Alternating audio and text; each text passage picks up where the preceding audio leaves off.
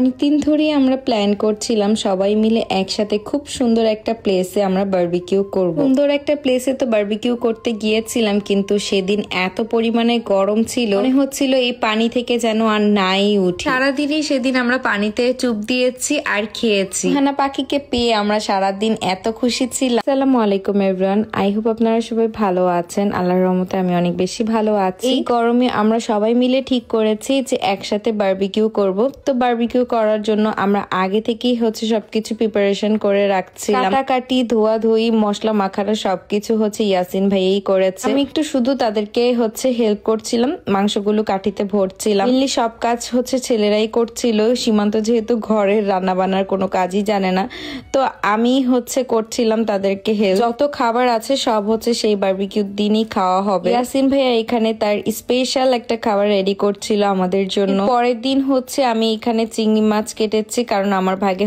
চিংড়ি মাছ পড়েছিল।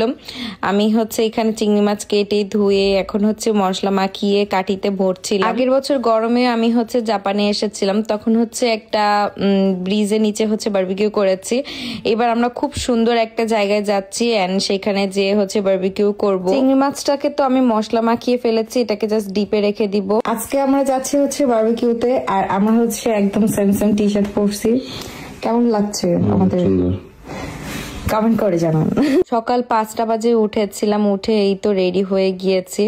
আমরা যেদিন বারবিকিউ করতে গিয়েছিলাম সেদিন মাইলস্টোন স্কুলের সেই দুর্ঘটনাটা ঘটে। বাংলাদেশ থেকে জাপানের সময় কিন্তু 3 ঘন্টা আগে। জাপানের সময় সকাল 7টা বাজে আমরা বাসা থেকে রওনা হয়ে গিয়েছিলাম। জাপানের 7টা, মেবি বাংলাদেশে তখন 4টা বাজে। তো তখন আসলে এই দুর্ঘটনাটি ঘটেনি, মেবি বাংলাদেশের দুপুরের সময় দুর্ঘটনাটি ঘটেছিল। আমি শুনেছিলাম যে স্কুলের মাঠের মধ্যে প্লেনটা পড়েছে।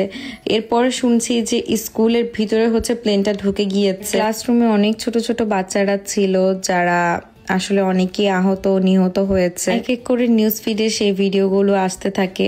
এত বেশি খারাপ লাগছিল সেদিন, মনে হয় পুরো বাংলাদেশ কেঁদেছে এই ভিডিওগুলো দেখে। আসলে আমরা তো বাইরের দেশে থাকি, দেশে কি হয় না হয় সবকিছু কিন্তু আমরা সেই ফেসবুকের মাধ্যমেই জানতে পারি। সেদিন আমরা খুব সুন্দর একটা জায়গায় গিয়েছিলাম বারবিকিউ করার জন্য।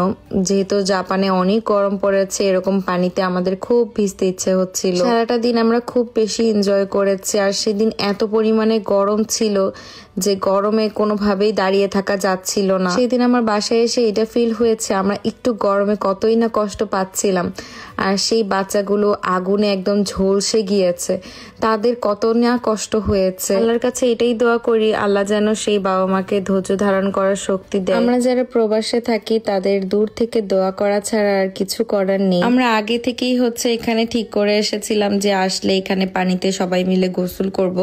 তো এখানে টিউব কিনে নিয়ে এসেছিলাম, এটাকে আবার পাম্প দিয়ে ফুলাতে হবে। আমি পুরো একটা বেলুন ফুলিয়েছি, এটা ফুলাতে যে আমার পুরো একদম দম বের হয়ে যাচ্ছিল। এত বেশি গরম লাগছিল, ভাবলাম যে না, এবার পানিতে নামতেই হবে আমার। এর আগে ঠান্ডা ঠান্ডা একটা জুস খেয়েছি এই পানির মধ্যে দাঁড়িয়ে। ওদের সাথে কিন্তু সোনিয়াপুরাও জয়েন হয়েছিল, এতো সোহানারা সবাই এসেছে। ভাইয়া তো একদম লুঙ্গি পরেই রেডি হয়ে এসেছে। আবার মেকআপ করে গিয়েছিলাম, ভেবেছিলাম যে সেখানে যে সুন্দর সুন্দর ছবি তুলবো, কিন্তু গরমে আমার মুখ এত জ্বালা করছিল, ভাবলাম যে না, মেকআপটা পানি দিয়ে ধুয়ে ফেলি। সানায়ও এখানে পানিতে নামার জন্য একদম রেডি হয়ে যাচ্ছিল। এক এক করে সবাই পানিতে নামায় স্টার্ট করে দিয়েছে। এদিক দিয়ে জয় ভাই এসে সবাইকে পানি মেরে একদম শেষ করে দিয়েছে। ফাইনালি আমি সেই টিউবে বসে ভেসে বেড়াচ্ছিলাম, এত বেশি ভালো লাগছিল। এদিক দিয়ে সাফওয়ান, সানায়া ওরাও নেমেছে। সেদিন কিন্তু সুহানা অনেক বেশি এনজয় করেছে, একটুও কান্নাকাটি করেনি। পানি পেয়ে সেও অনেক বেশি খুশি। এদিক দিয়ে ইয়াসিন ভাইয়ের সব চিকেন গুলোকে একদম সুন্দর মতো বারবিকিউ করে ফেলেছে, আর আমি ভিজছিলাম আর খেয়ে নিচ্ছিলাম। ক্ষুদাও লেগে গিয়েছিল। বাচ্চাদের জন্য একদম ঝাল ছাড়া বারবিকিউ করা হয়েছিল, আর সাফন খেয়ে অনেক মজা পেয়েছে। অন্তত এখানে পানির মধ্যে বসে বসেই খাওয়া স্টার্ট করে দিয়েছে, ও ফিল নিচ্ছিল।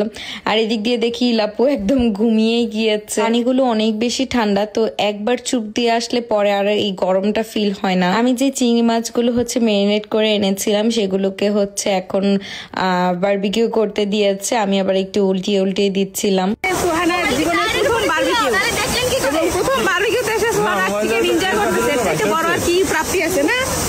তো মজাদার চিংড়িটাও রেডি হয়ে গিয়েছে।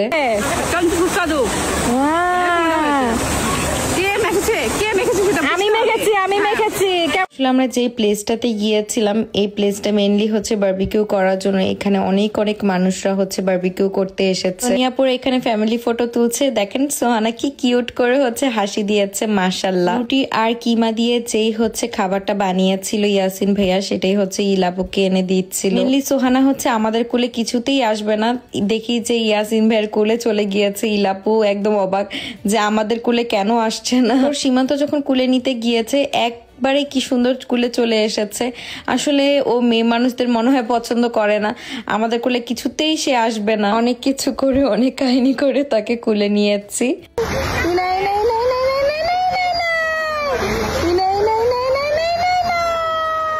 ভাবলাম আবার একটু পানিতে যেয়ে ভেসে আসি। আর এই পানিটা হচ্ছে মেনলি ঝর্ণা থেকে আসছিল, আর অনেক বেশি স্রোত।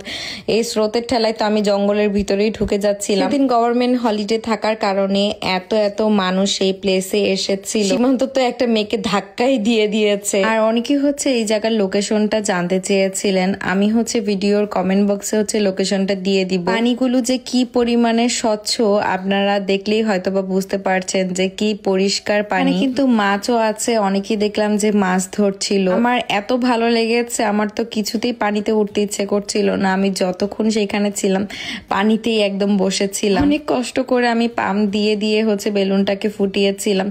আর এখানে হচ্ছে 3 জন বসে বেলুনটাকে একদম ফাটিয়ে দিয়ে পানিতে ভিজে টিজে এই তো এখন ফ্রেশ হয়ে নিয়েছি। খুব সুন্দর একটা হলুদ কালার 3 পিস পরেছি।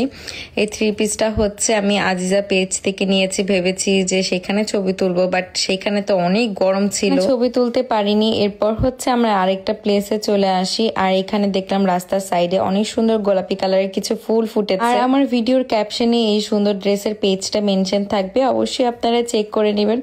এরপর সোহানাকে দেখলাম কি সুন্দর লাগছে, মাশাআল্লাহ। আপু ওকেও চেঞ্জ করে দিয়েছে, আর এত প্রিটি একটা ড্রেস পরেছিল। সকালের দিকে ওর মুডটা আবার একটু ভালো হয়েছে, যেহেতু ঘুম টুম দিয়ে ও উঠেছে। এখন হচ্ছে সবার সাথে আমাদের সাথে খেলছিল, ছবি তুলছিল। কেউ মাশাআল্লাহ বলতে ভুলবেন না, এত কিউট করে একটা হাসি দিয়েছে। এরপর সীমান্তর কুলে যে ওর দাড়ি দেখে ওর দাড়ি কতক্ষণ ধরে খুঁটুখুটি করছিল। দাড়ি খোটা শেষ হয়ে গেলে ও আবার নাকও খোটা শুরু করে দিয়েছে। খুব সুন্দর আনন্দের মাধ্যমে আমরা দিনটা পার করেছি। যখনই বাসায় ফিরছিলাম তখনই আসলে ওই দুর্ঘটনাটা শোনার পর আর কিছুই ভালো লাগছিল না। আপনাদের কাছে আজকের ব্লগটি ভালো লেগেছে, ভালো লাগলে অবশ্যই লাইক এন্ড ফলো করতে ভুলবেন না। সবাইকে আল্লাহ হাফিজ। ভাইয়া কেমন হলো আজকের আমাদের বারবিকিউ? অনেক ভালো আয়োজন ছিল। আমার মনে হয় 4:30টা ক্লোজ করার কারণে, নাহলে আমরা আবার 1-2 ঘন্টা মজা করতে একসাথে সবাই মিলে সবকিছু থাকবো। ইনশাআল্লাহ ইনশাআল্লাহ। আর সবাই আসলে একই মেন্টালিটির, এক বয়সের। যদিও আমি আমার চুলদারি পেকে গেছে, কারণ আমার মনের বয়সটা বাড়তে দিই, যার কারণে এই কথাবার্তা মিলে আর কি মজা পাই।